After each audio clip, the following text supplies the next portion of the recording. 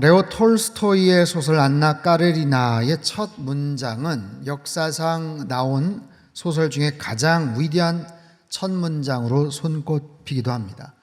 이렇게 시작이 되죠. 행복한 가정은 비슷한 모습으로 행복하지만 불행한 가정은 저마다 다양한 이유로 인해서 불행하다. 그냥 딱 한 줄로 모든 것을 압축해 설명해 줘요. 행복한 가정은 다 대개 비슷한 이유로 인해서 행복을 누리지만 불행한 가정은 다 저마다의 독특한 특별한 이유가 있더라라는 거죠. 가정의 달을 맞이했는데 특별히 모든 가정 또 모든 가족들은 저마다 행복을 추구합니다. 행복한 가정을 위해서 얼마나 많은 노력과 땀과 눈물을 기울이는지 몰라요. 가족은 어떻게 시작이 될까요? 가족은 남녀가 하나가 되어서 부부가 되는 것으로 시작을 하죠. 거기서 자녀가 탄생을 합니다. 그렇게 해서 가족이 점차적으로 확산이 되는 거예요. 최근 기도 부탁을 하시는 분들이 있었어요. 우리 아이들 결혼해야 되는데 좋은 배우자 만날 수 있게 기도해 주세요. 자녀 출생을 앞두고 있는데 순산할 수 있도록 기도해 주세요. 자, 결혼을 시키고 또 자녀가 태어나는 것, 이것은 가족이 늘어나는 거죠. 그렇죠? 우리 가정 안에서 우리 가족이 한 명씩 늘어나는 거예요. 여러분, 사람들은요, 가족이 늘어나는 것, 가족의 탄생을 기뻐할까요? 곤욕스러워할까요? 기뻐하겠죠. 기뻐하는 거예요. 가족이 늘어난다는 것, 기쁜 거예요. 건강하게 출산할 수 있기를 기대하고 좋은 배우자 만나서 결혼할 수 있기를 소망하는 거예요. 여러분, 가족은 우리에게 행복을 가져다 줍니다. 위로와 기쁨을 주죠. 힘들 때 서로를 의지할 수 있지 않겠어요? 이 가족의 탄생, 아기가 태어나든 아니면 결혼을 해서 사위를 맡고 며느리를 맞이하든 여러분, 가족이 탄생하고 늘어나는 것은 굉장히 기쁜 일입니다. 성경에서도 마찬가지, 최초의 가족의 탄생, 그때도 마찬가지였습니다. 창세기 2장 21절에서 23절까지 말씀을 같이 한번 읽습니다. 시작.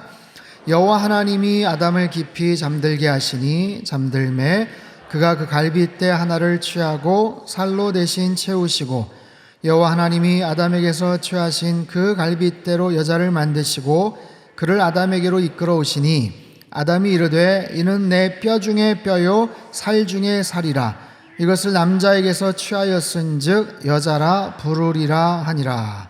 자, 여러분, 내 뼈 중에 뼈요 살 중에 살입니다. 이것은 아담이 하와를 처음 봤을 때의 고백이자 동시에 성경에서 나오는 사람이 고백한 첫 번째 이야기, 첫 번째 고백이에요. 처음 보는 여인 하와를 보면서 어떤 감정으로 고백을 했겠습니까? 22절 후반부에 보면 그를 아담에게로 이끌어 오셨다. 하나님께서 하와를 아담에게로 이끌어 오셨다. 다른 번역본은 그녀를 아담에게로 데려오셨다. 자신을 향해서 뚜벅뚜벅 걸어오는 하와를 아담은 보고 있어요. 그 모습에 감격합니다. 처음 하와를 봤을 때, 처음 여인을 만났을 때 얼마나 기쁘고 황홀한 느낌이었겠어요.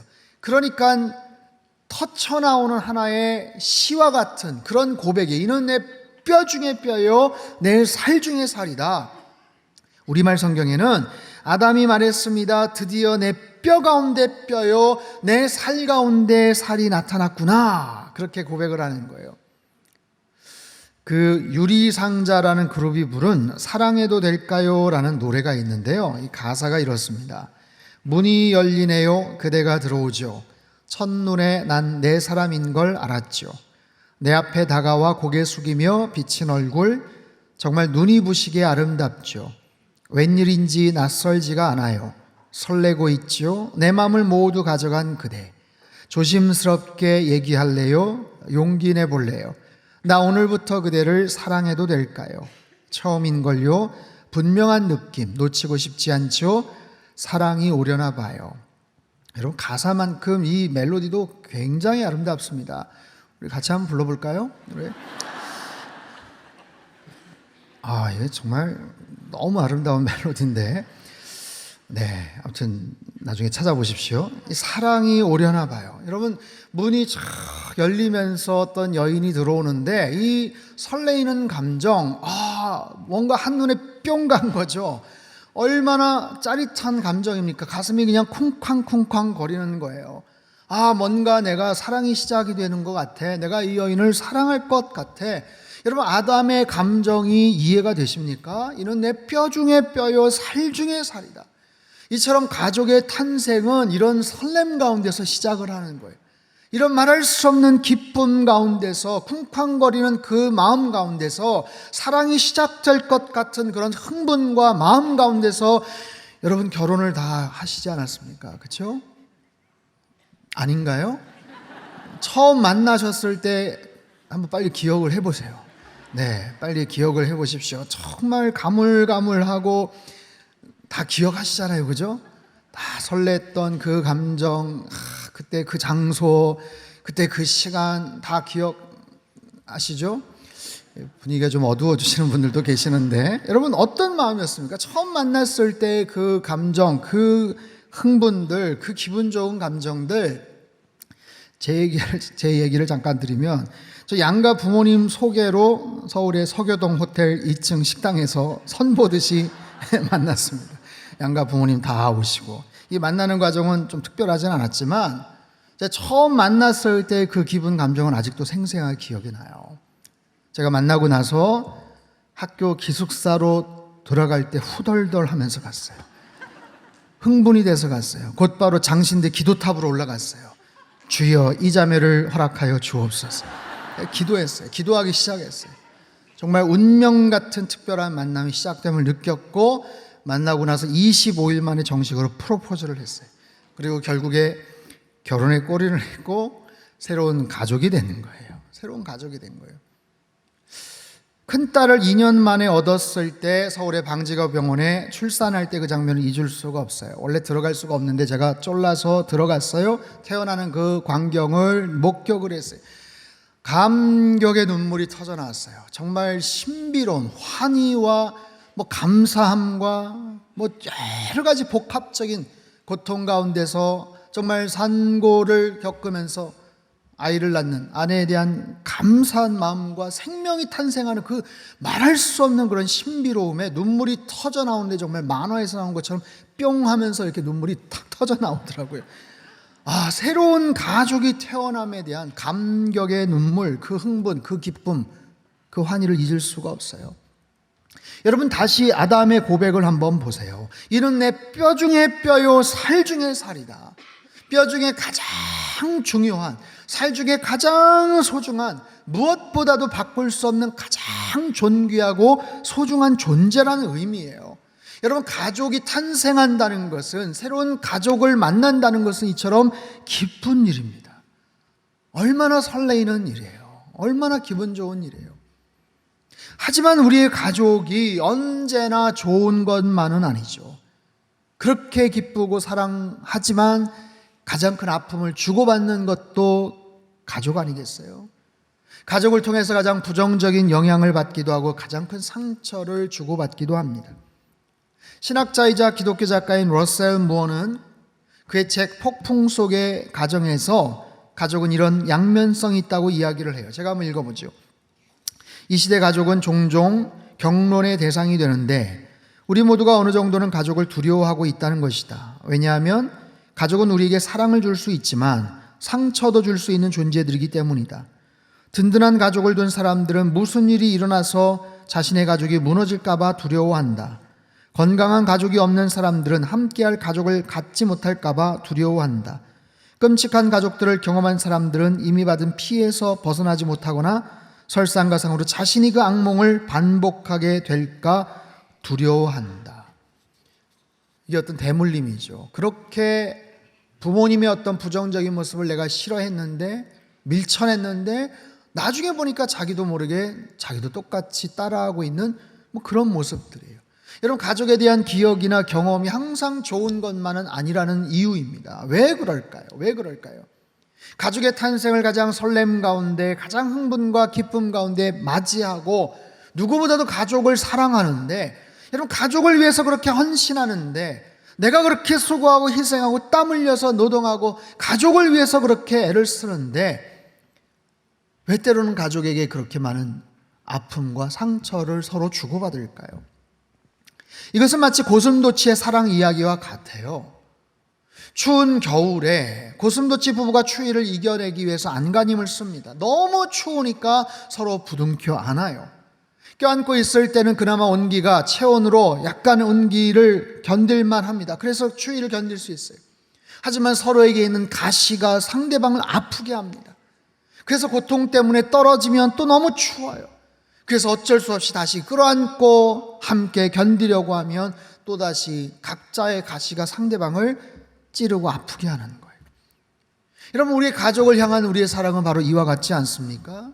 서로 필요하면서도, 서로 그렇게 사랑하면서도 어느 순간 일정한 거리를 좁히고 가까이 가게 되면 상처를 주고받는 거예요. 왠지 아세요? 우리에게는 가시가 있어요. 죄라는 이름에 가시가 있기 때문에 그래요. 자신만을 생각하는 이기적인 욕망, 치명적인 죄라는 그런 욕망, 죄성이 있어요. 아무리 사랑하는 내 남편, 내 아내, 내 자녀, 부모에도 결국에는 내 자신을 먼저 생각하는, 스스로를 지키고자 하는 자기 중심성, 지독한 자기 중심성이라는 그 죄성이 있기 때문에 그래요. 여러분, 아담과 하와를 한번 보십시오. 가장 완벽한 가정이고 완전한 부부 아니겠어요? 하지만 엄청난 불행이 닥치게 됩니다. 서로를 향한 그 꿀 떨어지는 사랑이 사라지고 서로를 향한 원망과 책임 전가가 이루어져요. 이유는 뭐죠? 죄 때문에 그렇습니다. 죄가 들어온 이후에 그 가정은 변합니다. 죄가 들어오고 나서 그들은 두려워합니다. 부끄러워합니다. 서로에게 비난을 합니다. 여러분, 선악과를 따먹은 것이 누구의 책임입니까? 하와의 책임입니까? 아담에게는 책임이 전혀 없습니까? 여러분, 묻겠습니다. 하와가 선악과를 따먹는 순간 아담은 도대체 뭘 하고 있었습니까? 전혀 못 봤나요? 봤으면 말렸지요. 그러게 내가 그렇게 조심하라고 이야기했잖아. 그랬나요? 아니에요, 여러분. 성경은요, 아담도 그 현장에 있었다라고 증언합니다. 창세기 3장 6절 말씀 우리 같이 한번 읽죠. 시작. 여자가 그 나무를 본즉 먹음직도 하고 보암직도 하고 지혜롭게 할 만큼 탐스럽기도 한 나무인지라. 여자가 그 열매를 따먹고 자기와 함께 있는 남편에게도 주매 그도 먹은지라. 함께 있는 임마흐라는 히브리어는요, 아담도 그 상황에 함께 있었음을 추측케 하는 단어예요. 그렇기 때문에 뱀이 여자와 말할 때도 계속해서 너희 눈이 2인칭 복수 대명사를 사용하고 있었습니다. 즉 하와가 먼저 따먹은 것은 분명한 사실이지만 아담도 그 자리에 있었고 결국에는 아담도 먹게 됩니다. 그렇게 두 사람이 죄를 짓고 나서 눈이 밝아지고 나서 아담은요, 그 이후에 뭐라고 핑계를 댑니까? 11절 12절 말씀 같이 읽죠. 시작. 누가 너의 벗었음을 내게 알렸느냐? 내가 내게 먹지 말라 명한 그 나무 열매를 네가 먹었느냐? 아담이 이르되 하나님이 주셔서 나와 함께 있게 하신 여자 그가 그 나무 열매를 내게 주므로 내가 먹었나이다. 여러분 보십시오. 아담은 대단히 머리가 좋은 사람이에요. 그렇게 창조가 되었어요. 범죄하기 이전에 아담이 했던 첫 번째 역할이 에덴 동산에 있는 모든 동물들의 이름을 짓는 것이었습니다. 여러분, 이름을 짓는 것이 쉬운 일이 아니에요. 창의력이 있어야 되고요, 그 모든 지은 이름을 다 정확하게 기억할 수 있어야 돼요.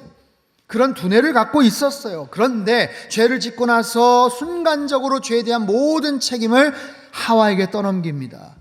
거기서 끝나지 않아요. 하나님과도 연결이 되어 있죠. 하나님이 주셔서 함께 있게 한 바로 그 여자가 하나님이 주셨던, 아니 내가 언제 달라고 했어요?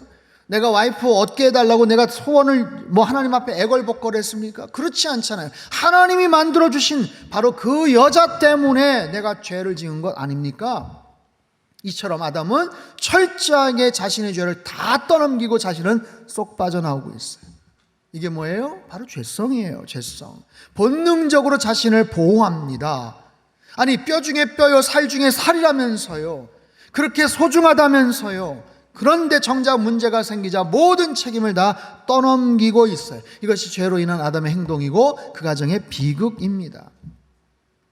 여러분, 우리 가정 안에 왜 고통이 생기고 어려움이 생깁니까? 가족들 간에 왜 갈등이 생기고 상처를 주고받습니까? 다른 집안처럼 큰 돈이 없어서 그렇습니까?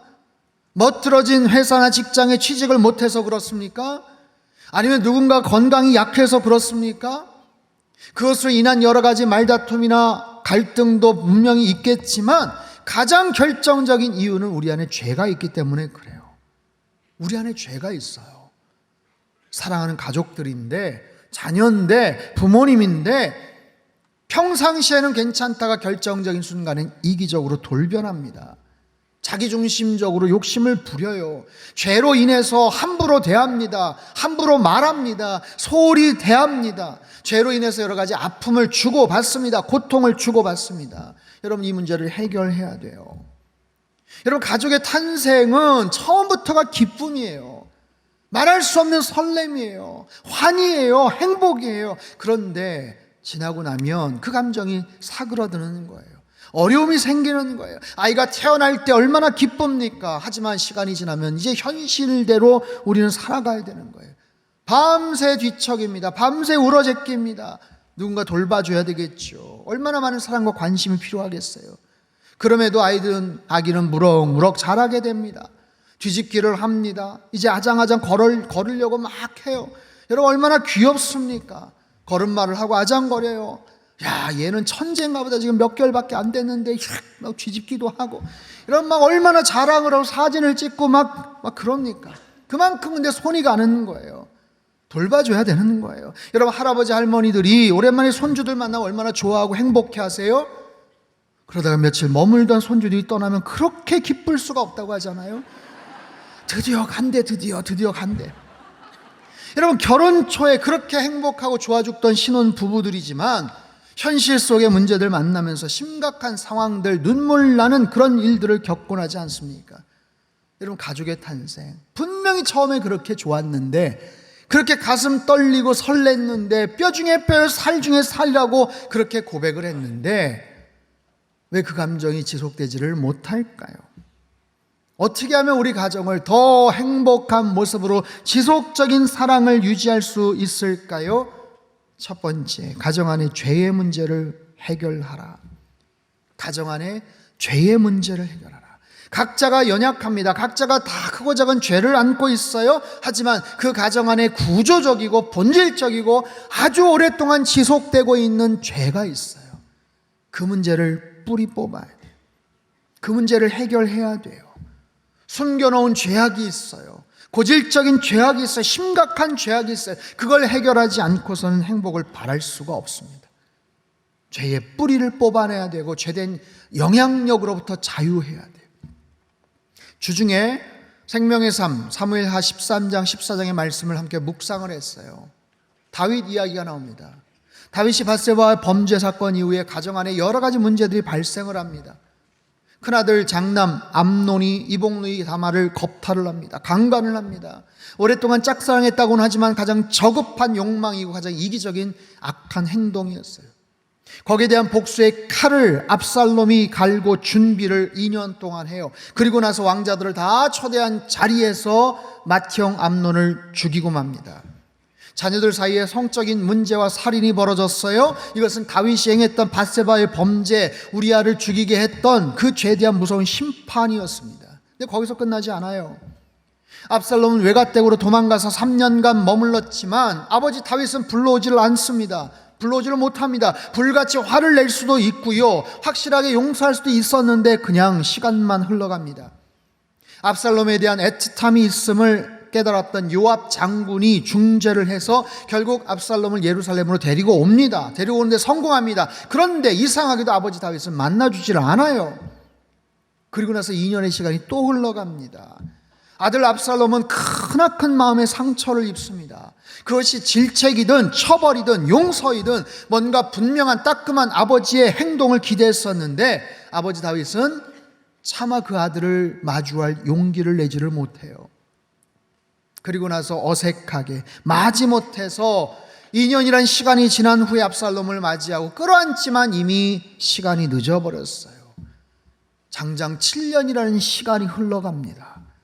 그 기간 동안 아버지 다윗은 아무것도 하지 못한 채 자녀들이 비극을 당하고 살인을 저지르고 갈등이 심화되고 아버지에 대한 분노가 괴물처럼 커져가는데도 불구하고 아무것도 하지 못한 채 그저 세월을 보냅니다. 왜요? 이것이 무서운 죄의 영향력이에요. 죄로 인해서 반응을 못하는 거예요. 죄로 인해서 그 가정에 엄청난 환란이 닥치는 거예요. 죄로 인해서 아무것도 반응을 못하고 더 큰 재앙을 키우고 맙니다. 누가요? 다윗이. 여러분, 하나님의 마음에 합한 사람이 성경의 가장 위대한 인물 아닙니까? 시편의 그 주옥과 같은 그런 시를 썼던 가장 지혜로웠던 사람 아니에요? 최고의 왕이고 가장 탁월한 리더가 아니었습니까? 그런데 가정 안에서 정작 아버지 역할을 못하더라고요. 왜요? 죄의 문제가 있었어요. 그 죄의 영향력 때문에 그래요. 장장 7년이라는 세월 동안 아무것도 못한 그저 무력하기 짝이 없는 아버지, 영적인 권위도 없고 아버지의 사랑도 보여줄 수 없는 딱한 모습을 우리들에게 보여주고 있어요. 7년이라는 시간이 아무렇지도 않게 넘어가 버립니다. 그리고 또다시 4년의 시간을 거쳐서 압살롬은 쿠데타를 준비를 해요. 여전히 그 4년의 시간도 다윗은 무력했어요. 사랑하는 성도 여러분, 가족들을 사랑하셔요. 그렇죠? 얼마나 가족들을 사랑합니까? 얼마나 가족들을 위해서 애씁니까? 가족의 탄생을 위해서 얼마나 기뻐하고 소망하셨습니까?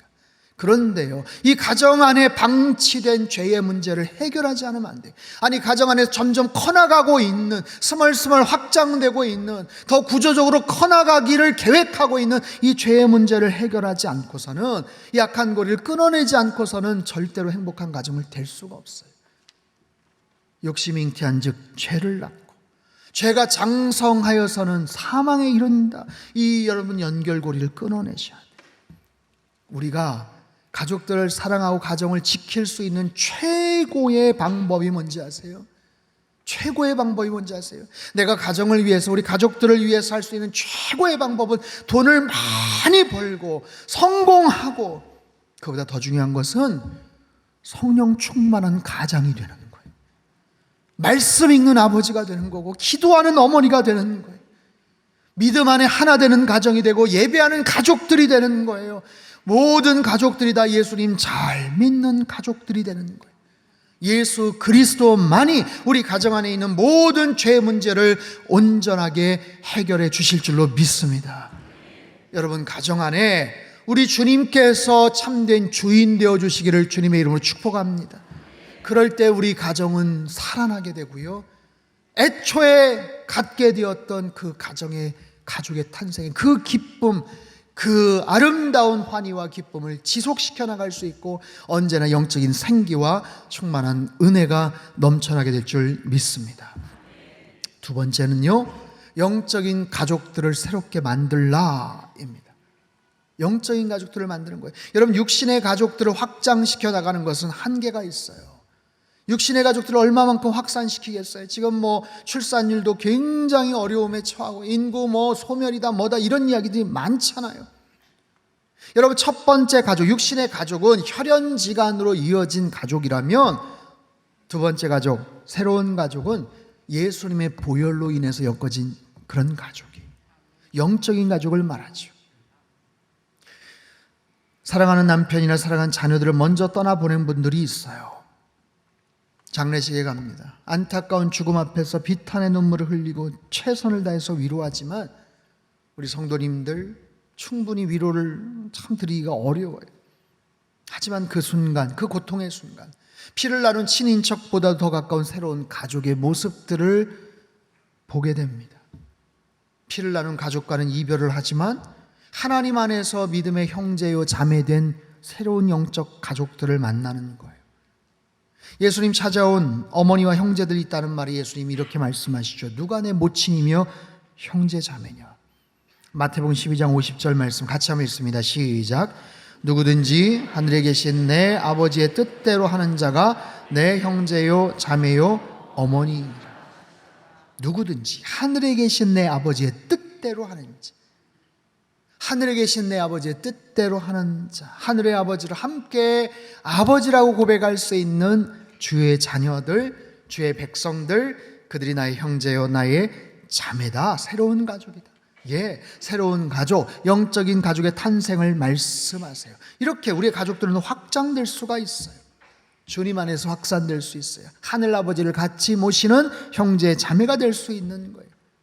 믿음을 통해서, 사랑을 통해서, 때로는 우리의 섬김을 통해서, 환대하는 그런 대접을 통해서 얼마든지 주님 안에서 아름다운 새로운 영적 가족들을 우리는 만들어갈 수가 있다는 거예요. 지난주에 새선중 KWMI 선교대회 감흥이 아직도 남아있습니다. 세계 곳곳에서 흩어져서 수고하셨던 선교사님들 초청해서 열심히 정성껏 우리가 섬겼고 사랑을 나눴어요. 귀한 사랑의 마음과 교제들이 이루어졌고 헤어질 때, 이별할 때 얼마나 서로 눈물을 흘렸는지 몰라요. 정말 감사와 위로와 축복의 그런 아름다운 시간이었어요. 3박 4일간의 그 모든 여정을 좀 영상으로 만들어 봤어요. 정리한 영상을 한번 같이 시청하겠습니다. 틀어주시죠.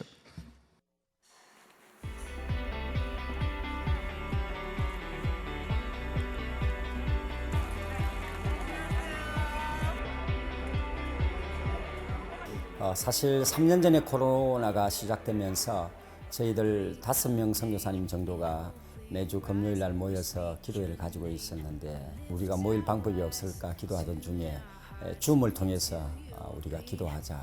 또 필리핀뿐만 아니라 많은 선교사님들이 관심을 가지고 또 한국 교회와 또 많은 주의 종들이 이 일에 함께하면서 자연스럽게 KWMI라는 기도 운동이 시작되었고요.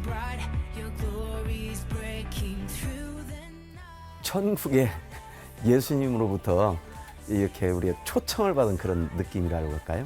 우리 모든 선교사님들이 정말 행복해하고 있습니다. 한강교회의 표가 하나님의 선을 행하는 선교적인 교회가 되길 목표를 잡으셨더라고요. 저도 거기에 동참하고 싶어서 홈스테이를 신청하게 되었습니다. 그리고 저는 이렇게 홈스테이를 하시는 거에 사실 놀랬어요. 그게 요즘 같은 세대에는 사실 쉬운 일이 아닌데 저는 너무 감동하고 또 우리 식구들과 같이 이렇게 대화도 나누고 얘기도 하고 그런 게 너무 감사했습니다. 중국에 있을 때 팀들이 오면 현지 가정에 이렇게 저희 성도들 이렇게 가정이 배분해서 이렇게 했었었는데 제가 또 막상 섬김을 받아보니까 너무 감회가 새롭고 너무너무 감사합니다. 그래서 먹을 때마다 너무 행복하고 감사하는 마음으로 그렇게 몇 끼 식사를 할 수 있어서 그걸 통해 가지고 하나님의 그 위로하심과 선교사들 향한 하나님의 사랑이 얼마나 큰지 그걸 순간순간 계속 깨달을 수 있었고요. 체육관이 있어가지고 오늘 지금 바로 거기서 올라왔지만은 너무 신나게 뛰어노는 모습을 보니까 정말 하나님 아버지께서 또 뛰어노는 모습을 보실 때 정말 얼마나 흐뭇해 하실까.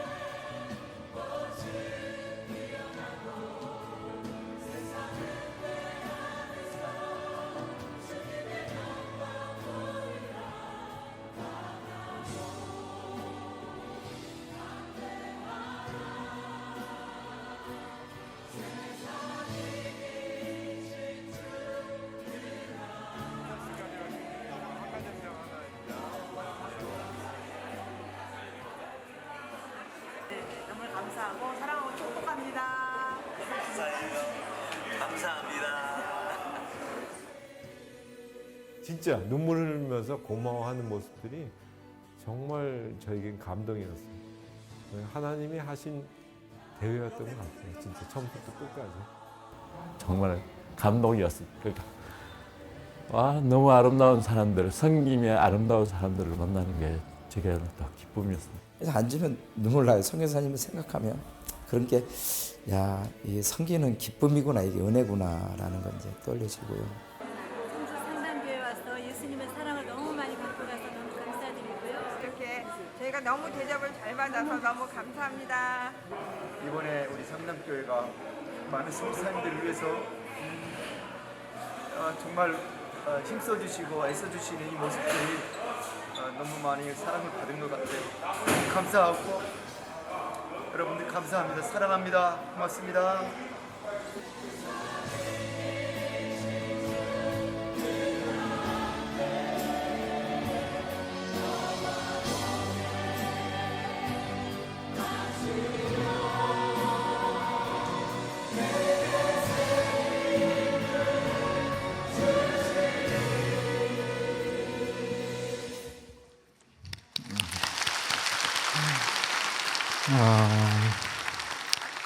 우리 선교사님들이 참 많은 위로를 받으신 것 같고 또 새 힘 얻어서 또 선교제 가셔서 또 열심히 또 그 사역들을 감당할 것을 또 생각을 해보면 너무 참 기쁘고 우리 주님께서 참 기뻐하셨겠다, 좋아하셨겠다, 좀 그 생각이 들어요. 여러분, 우리의 사랑을 통해서 또 섬김을 통해서 새로운 만남이 있지 않았어요? 영적 가족들, 아까 식구라고 얘기하잖아요. 서로 이제 중보해 줄 수 있는, 청주를 생각하고 상담교회를 생각할 때마다 기도해 줄 수 있는 정말 든든한 기도의 후원자들이 생기는 거예요. 헌신을 통해서, 우리의 섬김과 사랑을 통해서 우리의 영적인 지평들이 확장이 되는 거죠. 여러분, 육신의 가족들, 피를 나눈 그런 형제 자매, 첫 번째 가족이라면 두 번째 가족은 영적인 가족이에요. 예수님 안에서, 예수님의 피로 인해서 엮여진 그런 가족들이죠. 여러분, 이것이 더 확산될 수가 있어요. 내가 누군가에게 전도를 통해서, 내가 전도함으로 인해서 믿음 생활을 시작하게 된 사람, 아니 나도 누군가를 통해서 내가 예수님을 알게 되고 이 좋은 믿음 생활을 하게 되고, 그분이 아니었으면 내가 어떻게 할 뻔했어. 예수님을 전달하고 소개하고 하나님의 놀라우신 사랑이 있음을 이야기해주고 함께 성장해가는 것을 보면서 흐뭇해하고 축하해주고 축복해줄 수 있는 그런 사람들, 피를 나눈 혈연은 아니지만 예수님 안에서, 예수 그리스도의 보혈 안에서 함께 형제 자매된 그런 사람들, 더욱더 확장될 수가 있다는 거예요. 여러분, 가족의 탄생은 기쁜 거예요. 가족의 탄생은 소중한 거예요. 우리 안에 더 귀하고 아름다운 영적인 가족들이 더 많이 생기게 되기를 주님의 이름으로 축복합니다. 여러분, 우리 가족들, 육신의 가족들, 우리 가정 안에 있는 모든 죄의 뿌리를 여러분 뽑아내시고 예수 그리스도의 보혈의 능력으로 그 모든 것들을 장악하고 주님 안에서 하나가 되는 우리의 육신의 가족들이 다 되실 수 있게 되기를 바랍니다. 또한 더 나아가서 영적인 가족들, 5월 21일 날 우리 새생명 축제를 하지 않습니까? 우리가 전하는 올까? 정말 가능할까? 싶지만 전달하고 소개하고 초청을 할 때 그분이 예수 그리스도 안에서 한 형제 자매가 되고 영적인 가족들이 된다면 여러분, 그것만큼 기쁜 일이 어디 있어요? 가족의 탄생을 기뻐하는 것. 주님께서도 기뻐하시고 우리를 축복하시라고 믿어요. 가정의 날을 맞이해서 여러분 모든 가정 안에 하나님의 크신 은총과 평강이 함께 하시기를 바랍니다. 그리고 영적인 가족들이 더 많이 확장이 되고 또 그렇게 쓰임받는 우리 상담교회가 되시기를 주님의 이름으로 축원합니다. 우리 한번 기도하겠습니다. 하나님 아버지, 가족의 탄생은 너무나도 소중한 일이고 기쁜 일입니다. 가족의 아름다운 탄생을 계속해서 이어갈 수 있도록 주님, 저희들을 긍휼히 여겨주시고 돌보아 주옵소서. 우리 안에 있는 죄로 말미암아 사정없이 서로 간의 가시를 주고받는 그 모든 상처와 아픔들을 예수 그리스도의 보혈의 능력으로 싸매어 주시고 모든 가시를 다 뽑아 주시고 하나님 안에서 하나 되는 복된 믿음의 가정 되게 하여 주옵소서. 하나님, 우리 주변의 영적인 가족들을 더 만들어 가기를 원합니다. 사랑의 섬김으로 말미암아 복음의 전도로 말미암아 하나님 영적인 지평들이 넓혀지게 하시고 나를 통해서 예수 그리스도를 알아가는 영적인 가족들, 형제자매들이 더 많아질 수 있도록 성령 하나님 그렇게 일평생 헌신하며 쓰임받을 수 있도록 축복하여 주옵소서. 귀하신 예수님의 이름으로 기도합나이다. 아멘.